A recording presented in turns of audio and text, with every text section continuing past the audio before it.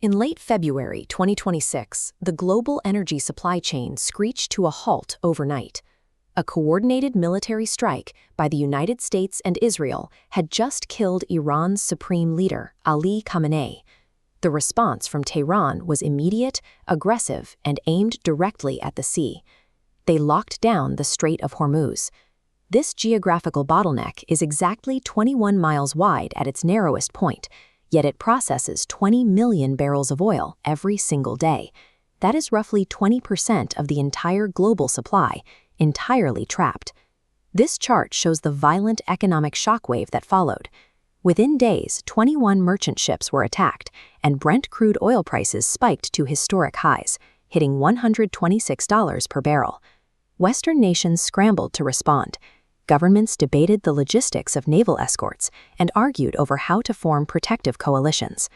While they talked, a massive security vacuum opened up in some of the most dangerous waters on Earth. Closing this choke point paralyzed the global economy and forced oil-dependent nations into a brutal corner. Wait for a US-led coalition to save them, or figure out how to survive on their own. For India, waiting was mathematical suicide. If Indian vessels joined a Western-led convoy, they would instantly paint a target on their own hulls. Hiding behind the traditional American security umbrella was no longer a survival strategy. To get their ships out, India had to execute an incredibly high-stakes solo rescue mission. The Indian Navy activated Operation Sankalp.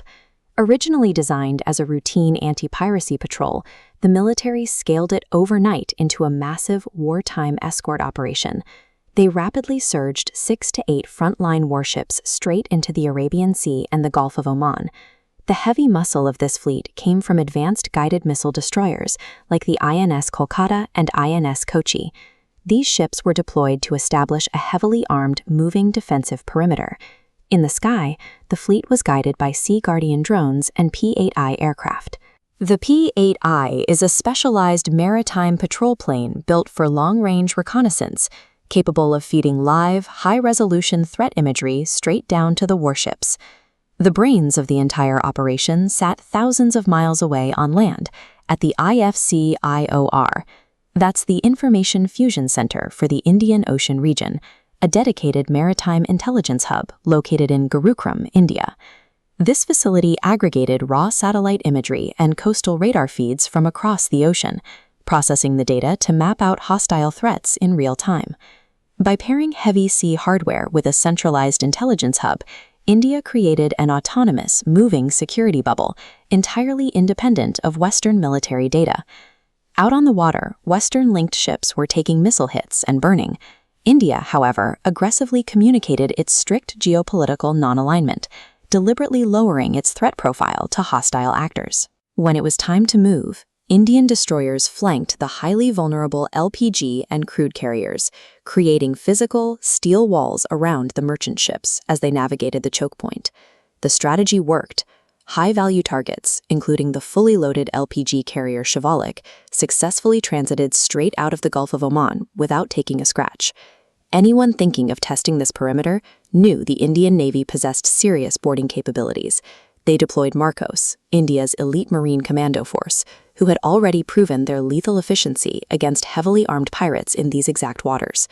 By leveraging strict diplomatic neutrality and backing it up with localized, overwhelming firepower, India executed a flawless autonomous extraction.